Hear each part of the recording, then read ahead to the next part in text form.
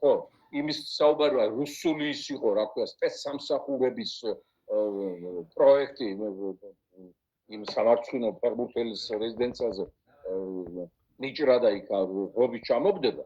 ეს არის იდიოტიზმი ან ღალატი, მართლა ღალატი და რუსულ სპეცოპერაციაში მონაწილეობა. ერთი შეხედეთ რუსულ ტელეარხებს, რა ამბავია.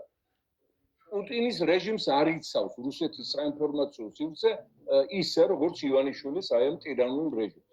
სიუჟეტები, რომ დასავლეთიდან წაქეზებული დაივიქთა თუ ტერორისტთა ჯგუფები აწყვებდნენ სახელმწიფო გადატრიალებას, მათ აფინანსებდა და ეხმარებოდა ევროკავშირის ელჩი, ევროკავშირის ელჩი ერთი ვერ ჩამოყალიბდა ბოლომდე სად არის დაბნეული გაურკვეველი პოლონელი კაცია, რისი დამხმარია, რისი გამკეთებელია, აგ ევროპაში 18-ჯერ მოვიწვევთ, ერთხელ არ მოვიწვევთ. რა საკეთებს არავინ არ იცის. არავითარ აქციებში ეგ არ მონაწილეობს და არავითარ აქციებს ეგ არ აფინანსებს. זה სისულელე. ამ აქციებს რომ ვინმე აფინანსებდეს, აქამდე ივანიშვილი იქნებოდა გლანის ციხეში საუკეთესო შემთხვევაში.